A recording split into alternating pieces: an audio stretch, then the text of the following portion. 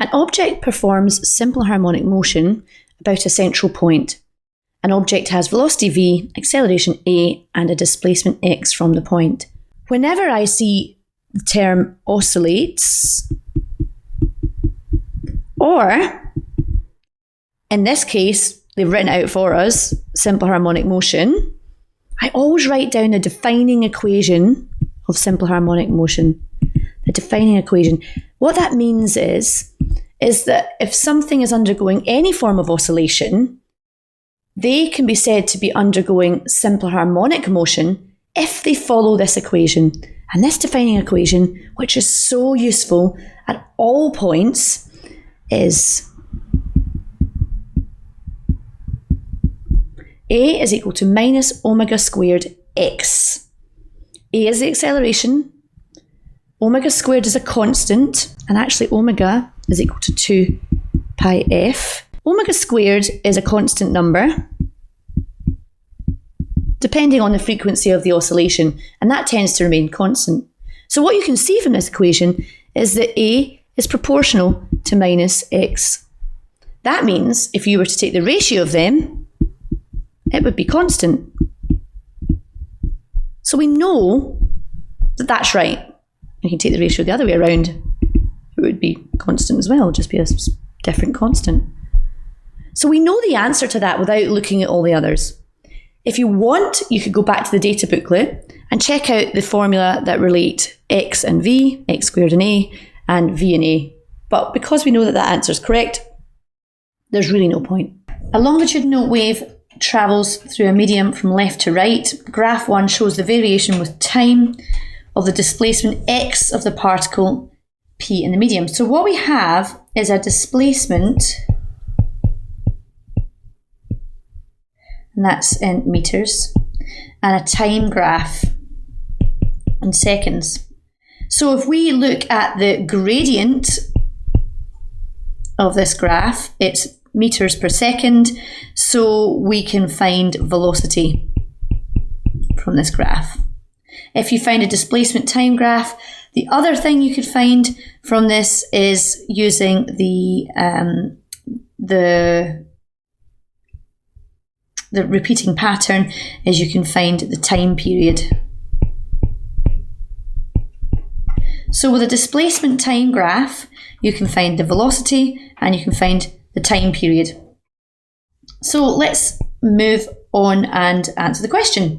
A1, state how graph 1 shows that the oscillations are not damped.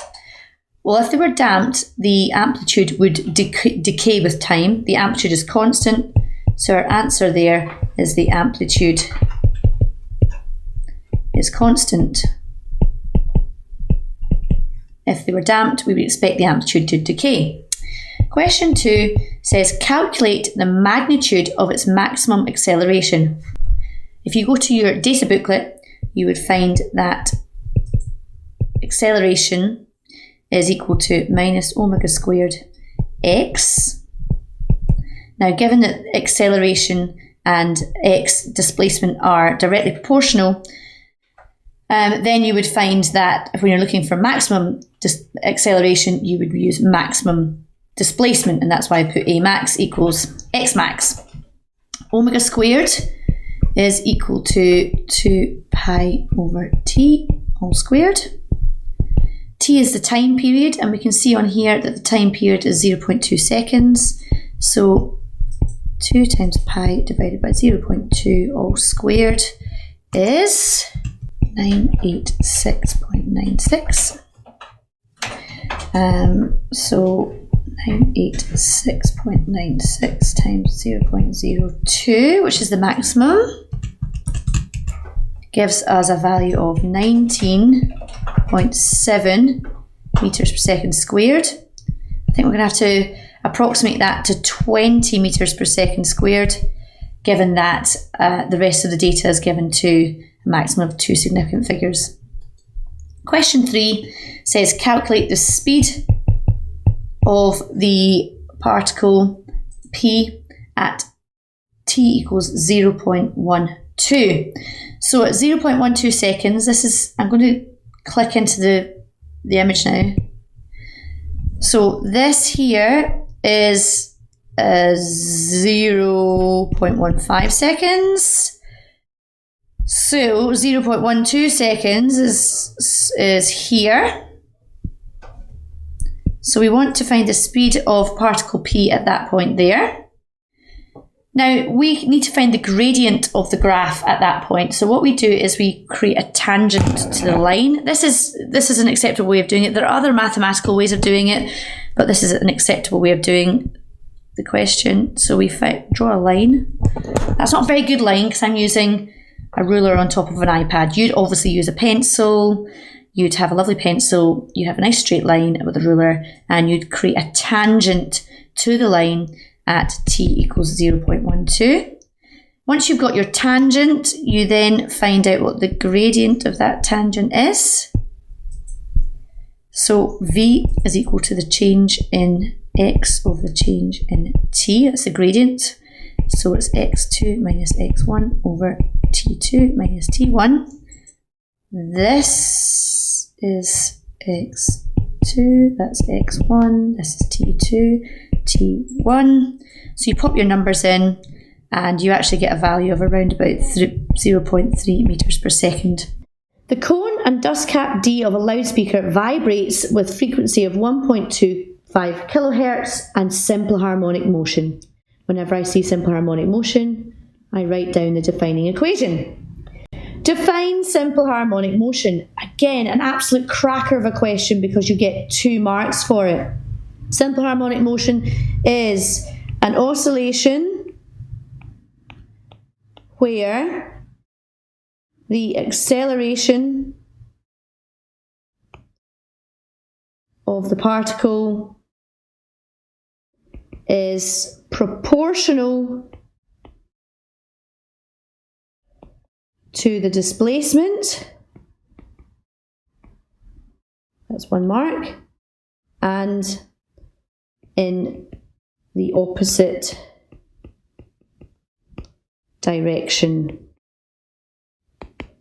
to displacement. That's the 2nd mark. If we just remind ourselves of the data, we had 1.25 times 10 to the 3 hertz, and it was simple harmonic motion, so we had this equation written down. Calculate the maximum acceleration of d. Well, because a is proportional to x, then the maximum acceleration is going to be when the displacement is maximum. So that's when it's got an amplitude. So we're looking at amplitude of 0.85 millimeters, which is 0.85 times 10 to the minus 3 meters. So A is equal to minus omega squared x. Omega is 2 pi f. So it's 2 pi times 1.25 times 10 to the 3. And we're going to square that because it's squared. Well, actually, let's just see what this is first. That is 7854 rads per second. That's not it squared. Let's pop it into there. So 7854 squared times 0.85 times 10 to the minus 3 gives us an answer of minus 5.2 times 10 to the 4 meters per second. That's a massive acceleration. And determine the total energy. Well, the total energy, if you go to your data booklet, is given by ET is equal to 1/2 m omega squared x naught squared. So you're going to have to pump in all this data, 1/2 times 6.5 times 10 to the minus 3 times 7854 squared times 0.85 times 10 to the minus 3 squared, and that's going to give you a value of 0.14 joules. And I'm giving that to 2 significant figures because that's 2, everything's pretty much 2 significant figures. A mass is connected to a spring on a frictionless horizontal surface as shown. The spring is extended beyond its equilibrium length and the mass executes simple harmonic motion. Which of the following is independent of the initial displacement of the spring? So if we move it further, what is not going to be affected? Well, if we move it further, then the total energy in the spring, the elastic energy, is going to increase. So that's not that. The average speed of the mass, well, it's going to go faster in the middle, so it's not that. The maximum kinetic energy of the mass, it's not that either. The angular frequency, well, actually, we do know that. Because if you describe the displacement of the spring as no matter what you do, this to the displacement, the initial displacement or the amplitude, this doesn't change. So we could have just known that angular frequency is constant and independent, or we could have done an elimination of the other results. Question 5. A particle oscillates with simple harmonic SHM of period t. Which graph shows the variation with time of the kinetic energy of the particle? Well, we know that kinetic energy is never going to be less than 0, so we can get rid of A and C. Let's have a think about this particle. We have a particle here, and let's imagine it's oscillating up and down. So it moves away from the equilibrium to a point x equals A. It returns back to equilibrium, passes equilibrium, goes down to a point x equals minus A, and we're using A as the amplitude, and then it heads back to equilibrium. So what would the kinetic energy look like at this point? Well, the kinetic energy is always going to be a maximum at the equilibrium, and that is where x equals naught. And it's going to be, kinetic energy is going to be 0 at x equals A and x equals minus A. That's where it's got the maximum potential energy. So if we were to draw a graph of kinetic energy with time of this oscillation, then at x equals 0, it has maximum kinetic energy. It heads to the extremes where x equals A. It goes back through the equilibrium again, x equals minus A, and back to the equilibrium. And we can see that it matches this graph. How can we discount B? Because what we've done with this graph is we've said, right, let's assume that it starts at x equals 0, but the oscillation could start at x equals A. So let's think about that. This is A. Here's our 0. This is minus A. Starts here, all the way down, and back up again, right? So what would the graph look like? Well, it would look like it would have 0 kinetic energy. It would head to the equilibrium, would have full kinetic energy or maximum kinetic energy. It will go down to x minus A. It would head back up again, past the equilibrium, and back to A again. So if we decided to start our oscillation at x equals A, then the graph for kinetic energy with time through one complete oscillation would look like that. And we don't have that on the graph. So it's not that one, and it's this one here, EK, and the oscillation of time, D. Question 6. A particle undergoes simple harmonic motion, SHM. The graph shows the variation of velocity v of the particle with time t. What is the variation of time of the acceleration a of the particle? Okay, so what we want to do is use the velocity time graph to work out what's going on with the acceleration time graph. And we know that acceleration is equal to dv by dt, or is equal to the gradient of the vt graph. So we know at this point here, here, here, here, and here, the gradient is equal to 0. That means the acceleration is equal to 0. So we know that our graph is starting at the 0 point. That rules out B, and it rules out C. What else do we know? Well, we know here, at this point here, it's maximum, and it's positive. Let's have a look at these graphs. Aha! Well, D instantly goes negative, and A goes maximum positive very quickly, so our answer is A. Question 7.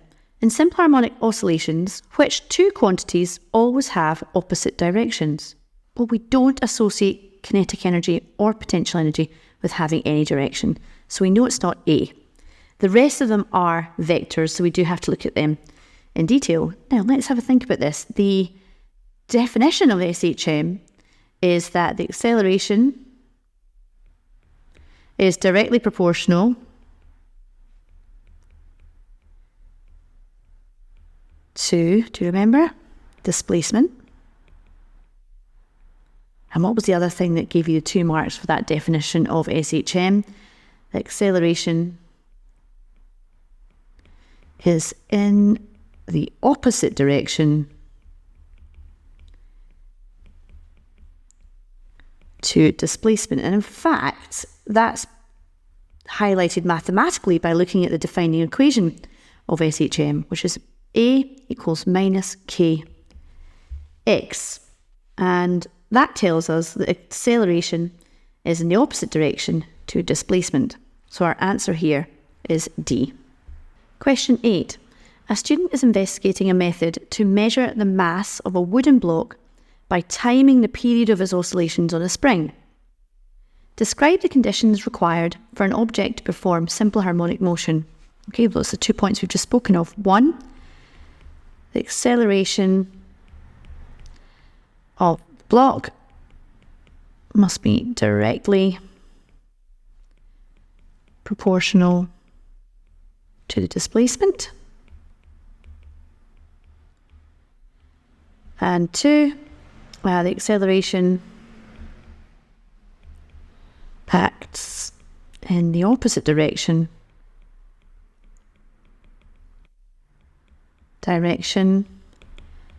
to displacement. And I think it's always worth popping in the defining equation here as well. A equals minus kx. B. 0.52 mass performs simple harmonic motion with a period of 0.86 seconds when attached to the spring. A wooden block is attached to the same spring and oscillates with a period of 0.74 seconds. Calculate the mass of the wooden block. Okay, it's the same spring. So that means that the spring constant for the first experiment is the same as the spring constant for the second experiment. We know for the first experiment we've got mass 1 equals 0.52 kilograms and the time period of 1 is equal to 0.86 seconds. We know for the second experiment we've got mass 2. We kind of want to know what that is, to be honest. And the time for the second experiment was 0.74 seconds. Now, because we're looking at a spring, I'd go straight to the data booklet and we'd see that the spring equation is 2 pi square root of m over k. Let's do a little bit of maths here. We know that the k is the same for both experiments, experiment 1, experiment 2. So let's rearrange that equation for k. T squared equals 4 pi squared m over k, and I've just squared the whole of that equation. Rearrange for k equals 4 pi squared m over t squared. Now, we know that k is equal to the same for both experiments. So if we say k1 is equal to m1 over t1 equals 4 pi squared m2 over t2 all squared. We cancel out these 4 pi's. And what we're left is m1 over t1 all squared, not all squared, sorry, t1 squared equals m2 over t2 squared. We have everything apart from m2, and we can rearrange to say m2 equals m1 over t1 squared multiplied by t2 squared. And that gives us an answer of 0.385 kilograms. We're going to put that to 2 significant figures. M2 equals 0.39 kilograms. And we did it to 2 significant figures because the rest of the data is given to 2 significant figures. C. In carrying out the experiment, the student displaced the block horizontally by 4.8 centimetres from the equilibrium position. That means the x position is 4.8 centimetres, which is 10 to the minus 2 meters. Always put it into meters. Determine the total energy of the oscillation of the wooden block. If you head to the data booklet, you'll see that the total energy equation is given, but it's in the higher level. So this is a higher level question. And the equation is a half m omega squared x naught squared. We've got x naught squared. That's the displacement we've given above. We know the mass. That's in the previous question. We don't know what omega is. We know the formula for omega is 2 pi f. We don't have frequency, but we do have time period. And we know that omega equals 2 pi over t because f equals 1 over t. So we can find out what omega is. It's 2 pi over 0.74, and that gives us 8.49 rads per second. Let's find out our total energy. ET equals a half times the mass, which we found out in the last question was 0.39 kilograms, times omega squared, so 8.49 squared, times the displacement squared, so 4.8 times 10 to the minus 2 all squared. And that gives us an answer of energy total equals 0.03238 joules. And we want to give that two significant figures. So we'll go to the energy total equals 0.032 joules. D. A second identical spring is placed in parallel and the experiment in B is repeated. Suggest how this change affects the fractional uncertainty in the mass of the block. Okay, the first thing that made me think of is when springs are connected in parallel, the spring constant increases. So let's write that down. When springs, and we'll have to mention they're identical, are connected in parallel, the spring constant increases. So in effect, it becomes more stiff. That's the first point. Now, where are we going to go next with this? The fractional uncertainty in the mass of the block.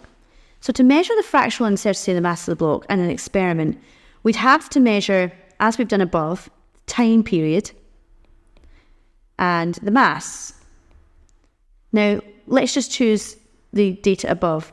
We noticed that the time period was 0.74 seconds, but there must have been a reading error on that, depending on the software. So let's say the reading error is 0.01 seconds, right? So that's the fractional uncertainty in t. And we have to take the fractional uncertainty in t into account to calculate the fractional uncertainty in the mass. I'm going to take this equation, t equals 2 pi m over k, and I'm going to square it. T squared equals 4 pi squared m over k. And I'm going to rearrange it actually for m. M equals t squared k over 4 pi squared. Let's head here first. If k increases, then t is going to decrease. That's just basic maths there. And then go over to here. If t decreases, but this reading error still stays the same, that means that the fractional error in t must increase because this number's got smaller. That number stays the same. So the fractional error in t increases, which means that this fractional error increases. That stays the same. This is all constant. That means the fractional error in mass increases as well. So we want to get that into words. We've got our first mark here. Our second mark is as k increases, the time period for one oscillation decreases, which increases the fractional uncertainty in t. I'll just do that there. And then the third point is if t increases, then increases too. And there's our answer. Question 9, and here's this question again. Outline the conditions necessary for simple harmonic motion SHN to occur. Okay, let's write it down again. Acceleration is directly proportional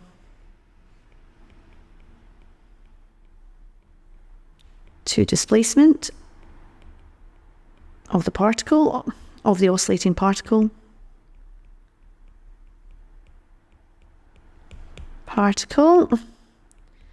Acceleration acts in the opposite direction.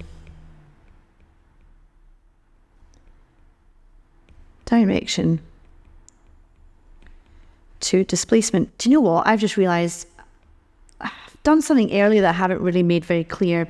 I've written down the defining equation of SHM, and you shouldn't use that just to answer this 2-mark question because you won't get any marks for it.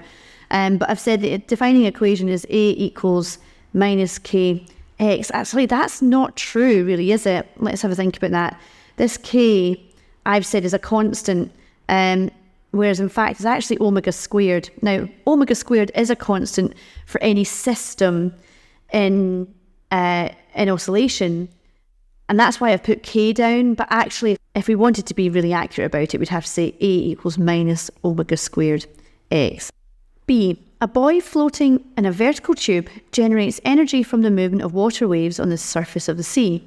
When the buoy moves up, a cable turns a generator on the seabed, producing power. When the buoy moves down, the cable is wound in by a mechanism and no power is produced. Okay, so when it goes up this way, it generates power. And when it goes down the way, there's no power. It's oscillating, and we're going to have, if we imagine this ball going up, it's going to have an equilibrium point here. So it starts here, this is like the negative extreme, if you like, and ends here, and this is the positive amplitude. So we've got a particle that oscillates around this equilibrium point here. The motion of the buoy can be assumed to be simple harmonic. 1. A wave of amplitude 4.3 meters. So amplitude is equal to 4.3 meters. And I sometimes use the expression A for that. There we go. So a wave of amplitude 4.3 meters and wavelength 35 meters moves with a speed of 3.4 meters per second. Calculate the maximum vertical speed of the buoy. So we want to calculate the maximum vertical speed of a particle in oscillation. And I'm going to give you a little trick for this. So if you go to a data booklet, I'm going to do this up here.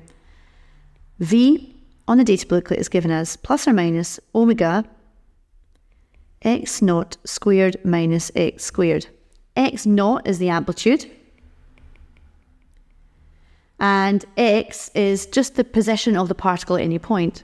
So using this equation here, you can technically find the speed of a particle in oscillation at any time. But we want the maximum speed. And we know the maximum speed, Vmax, happens when it goes through the equilibrium, when x equals 0. So if we rearrange that equation a little bit, we say Vmax equals plus or minus omega x naught squared minus x squared, but x is not, right? So we've got Vmax equals plus or minus omega x naught squared square root of it. So we've got Vmax equals plus or minus omega x naught. If you're ever asked, and actually you're usually asked to find the maximum vertical speed or maximum speed of a particle in oscillation, that's the equation you use. It's not in the data booklet. It's assumed that you would have done this sort of thing before and realised that that really complicated equation here boils down to that. So with that in mind, we're going to try and use that equation. So Vmax equals plus or minus omega x naught. We've got x naught, we haven't got omega yet. Omega is equal to 2 pi f. We haven't got frequency, but we have got V and lambda. So V equals F lambda. F equals V over lambda. V is 3.4, lambda is 35. So our F is equal to 0.097 hertz. I'm going off the side there. F equals 0.097 hertz. Now we can work out what omega is. Omega equals 2 pi times 0.097. So omega equals 0.61 radians per second.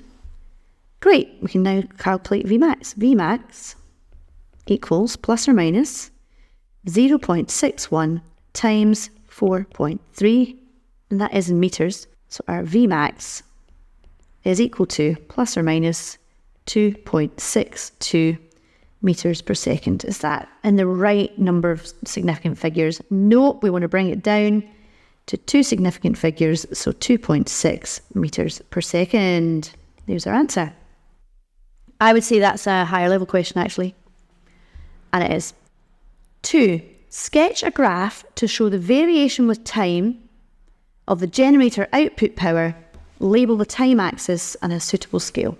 We know that the ball starts here and goes up and goes down, and it repeats this pattern a number of times. It only generates power on the first half of the cycle. So we know that we're going to get an output, or a line on this graph basically, in the first half of the cycle. It does say label the time axis with a suitable scale. So we don't know how long each cycle is. We do have a frequency. So we're going to say T equals 1 over F. 1 divided by 0.09 equals around about 10. So 10 seconds. So every 10 seconds, this ball goes up and it comes down again. So we want to label our graph. 10, that's 1T. Then 20. Then 30. Then 40. And we know that for the second half of each cycle, we're getting no output power, because it told us no output power in the second half of the cycle. So at 35, 25, 15, and 5, we've got nothing. And that's what those blue lines represent. What happens in the first half of the cycle? Well, let's go back to this little diagram on the left-hand side here. The ball heads up, it goes past its equilibrium position, x equals 0, and at that point, it's got maximum speed. And if it's got maximum speed, it's got maximum kinetic energy. And if it's got maximum kinetic energy, then it would have maximum power. So we have maximum power halfway up the first half. So at this point here, halfway up the first half, we've got maximum power. And at the bottom, it's gone back down, EK, the kinetic energy, is gone back down to 0, so it has 0 power. So we're expecting it to go like this.